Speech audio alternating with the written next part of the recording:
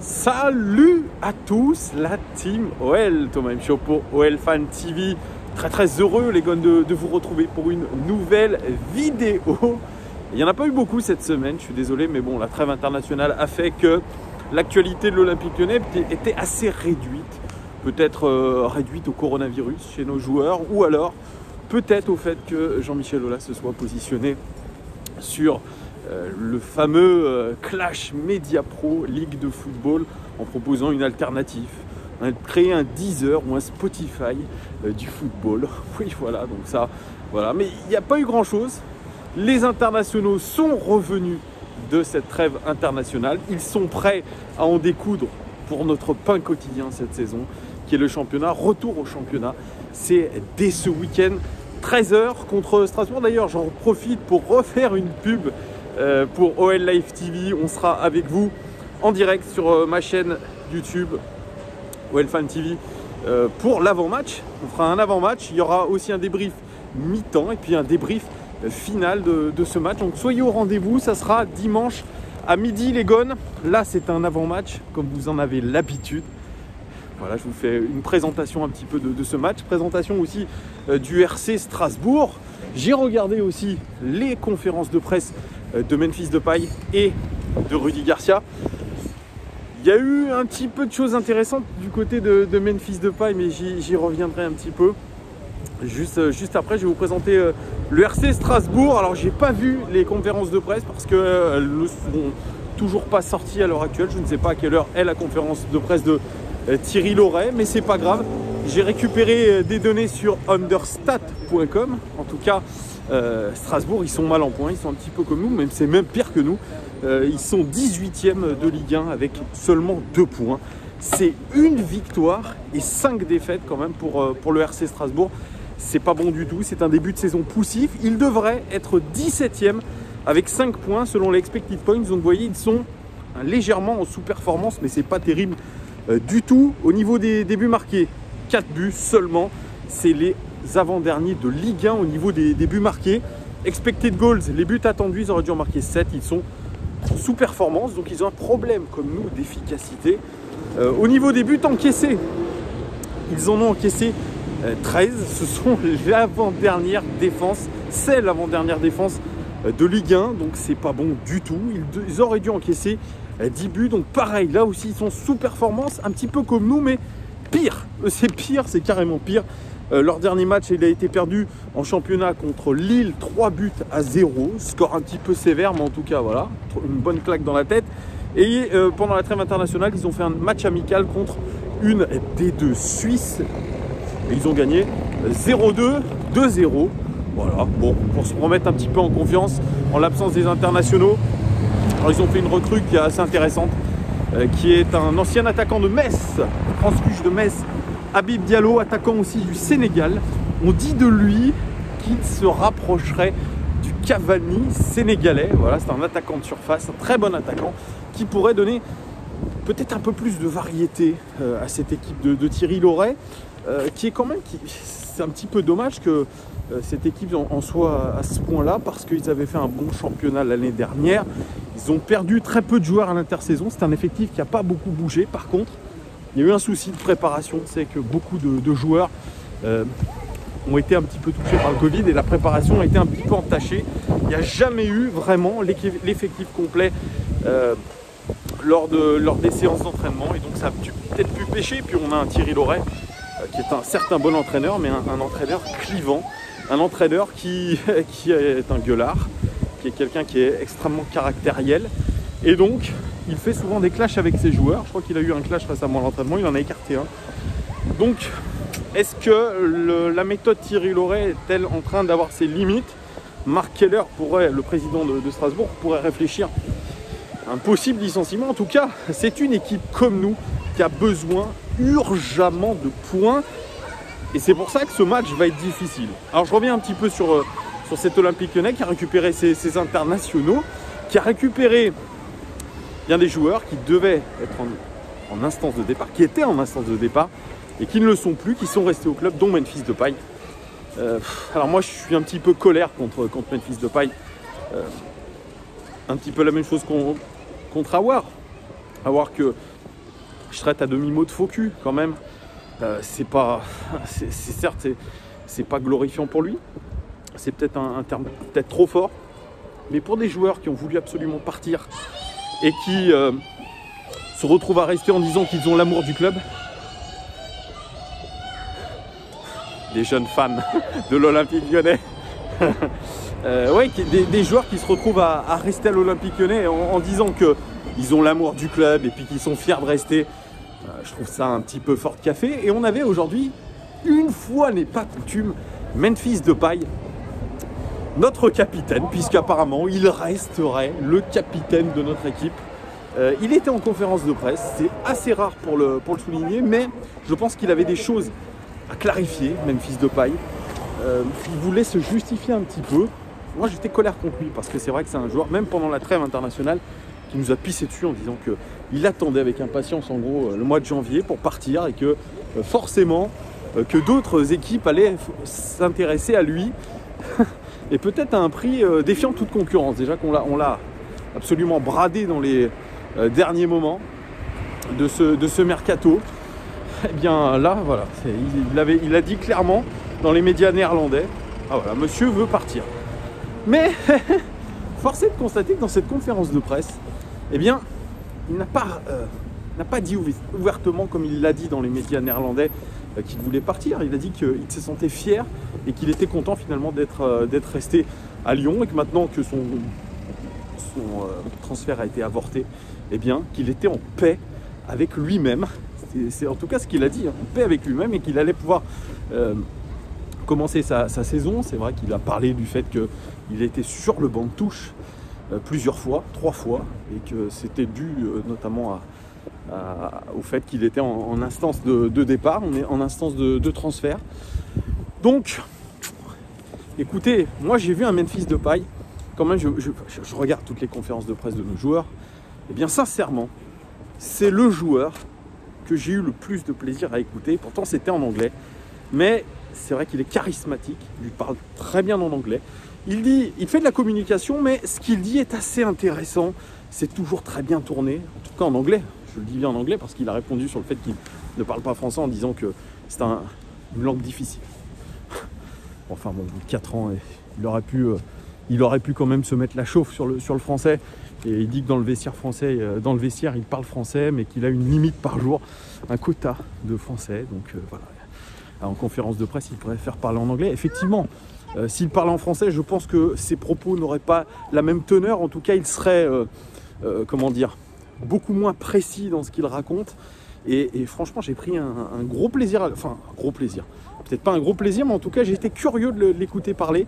Et franchement, je l'ai trouvé charismatique, je l'ai trouvé l'âme d'un leader. Je retourne pas ma veste, hein, c'est juste que j'ai ressenti en l'écoutant.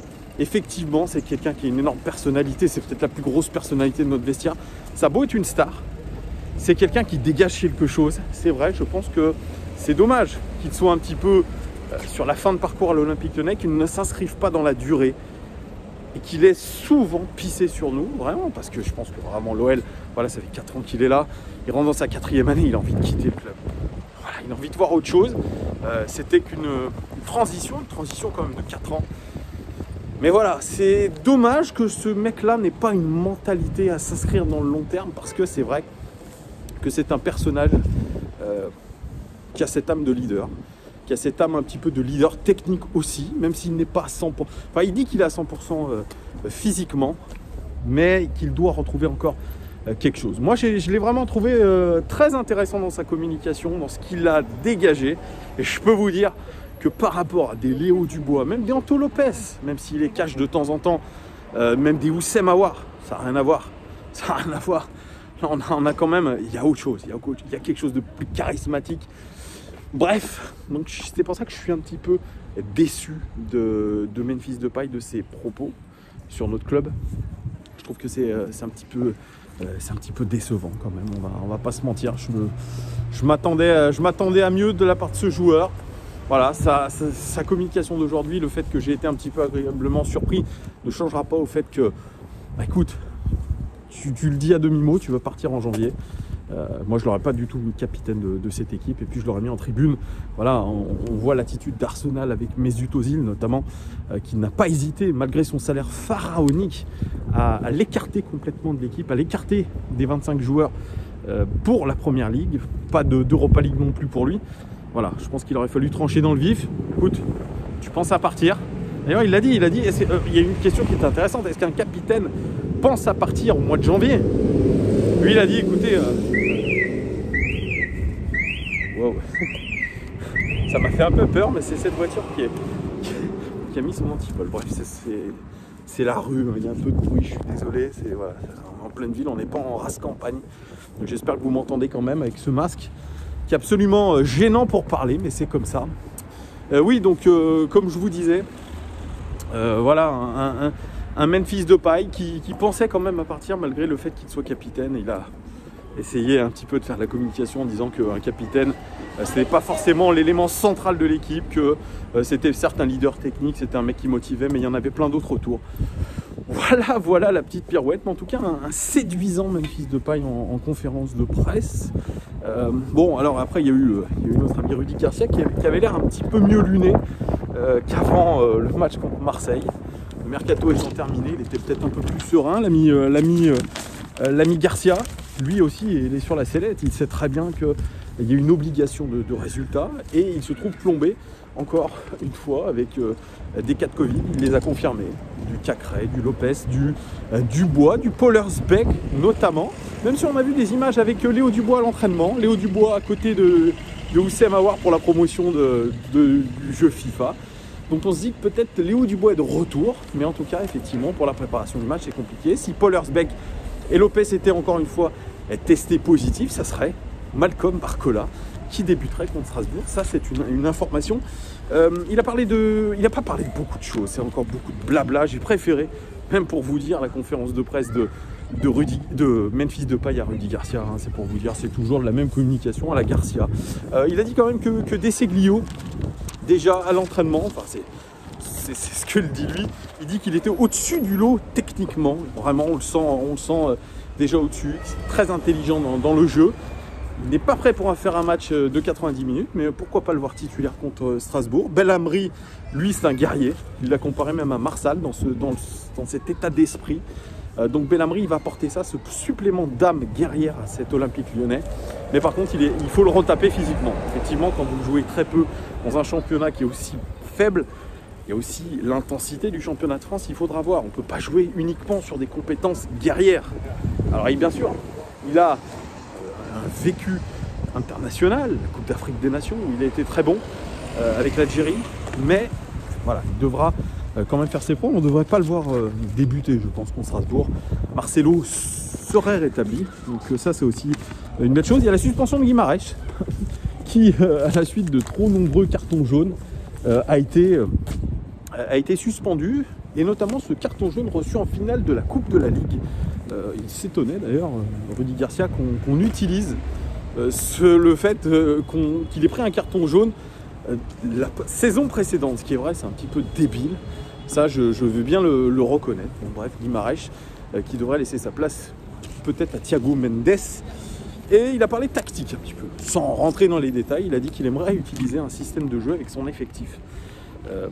Il n'a pas pu encore le mettre en place, mais mon petit doigt me dit que c'est un 4-4-2 losange pour Rudy Garcia. Il dit que ça ne sera pas pour tout de suite parce qu'il a besoin que son effectif soit à 100% physiquement. Effectivement, le 4-4-2 losange est extrêmement exigeant physiquement. Il faut beaucoup courir, il faut surtout essayer d'avoir beaucoup d'occupation de la largeur notamment. Enfin, je ne veux pas faire maître tacticien parce que je ne suis pas un maître tacticien, mais effectivement, voilà, c'est dans un coin de sa tête. De toute façon, il dit, voilà, on a bossé beaucoup de systèmes de jeu, donc les joueurs sont capables de s'adapter. Voilà, c'est le discours un petit peu de Rudy Garcia. Il a parlé de Paqueta aussi.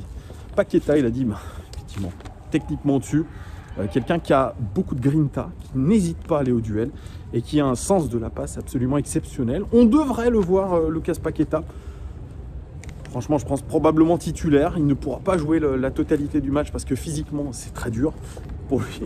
Non, pardon, je vous dis des bêtises. Il est à 100% physiquement, lui. Donc, il peut jouer un match à 90 minutes de match. Donc, il devrait être probablement titulaire. Donc, on verra ça. C'est un joueur créatif, très bon passeur, travailleur et qui va au duel. Mais il ne faut pas lui mettre de pression, a dit Rudy Garcia. Voilà, il faut le laisser un petit peu évoluer à son rythme. C'est quelqu'un qui, effectivement, a eu des problèmes pour s'intégrer à Milan. Quelqu'un qui a besoin d'être serein. Donc, on verra ce qu'il faut faire. En tout cas, ce qui est sûr, c'est pour ce match, bien sûr, l'OL a la pression. Moi, je vous le dis, on doit absolument gagner. Il n'y a pas d'autre solution que de gagner ce match contre Strasbourg. Bien sûr, ça va être difficile. Pour les deux équipes, ça va être difficile. On ne peut pas se permettre encore une fois de faire un match nul. On doit démarrer une série.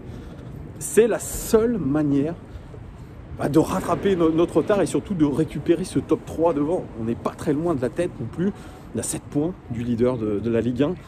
Ce n'est pas encore irrémédiable, mais en tout cas, on a perdu trop de points en route. Donc, forcément, il faudra aller récupérer ces points à l'extérieur. Et ça passe par une victoire à la Méno contre une équipe qui est aussi dans l'urgence de points. Bien sûr, l'OL se retrouve à devoir récupérer des points. Certes, on n'a pas réussi à le faire avant, à prendre ces points-là. Maintenant, on a les problèmes de Covid. On aura peut-être le 3e gardien dans les cages.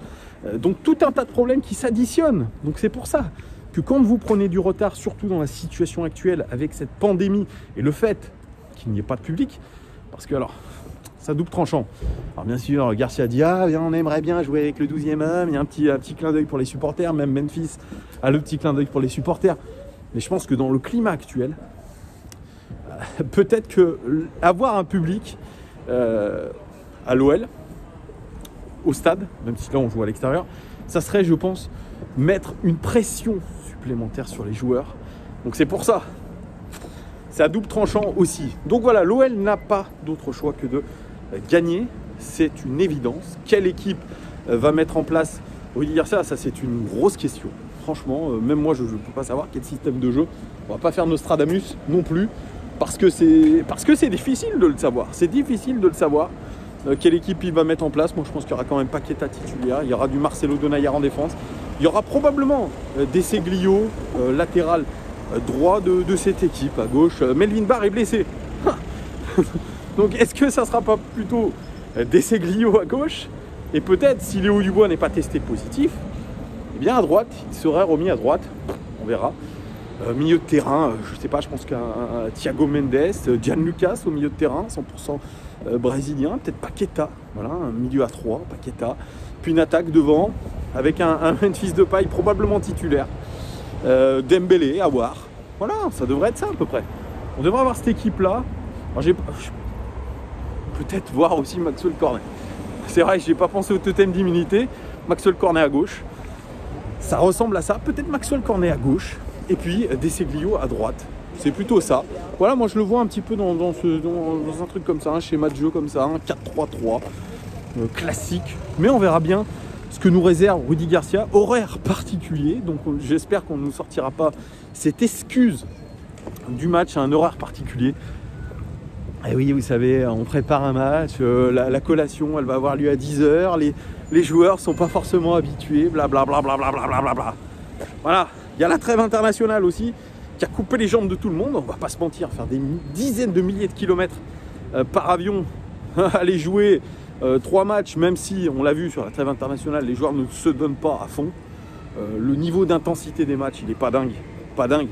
Vous voyez le match de l'équipe de France, les types, ils vont pas faire des courses à s'épuiser.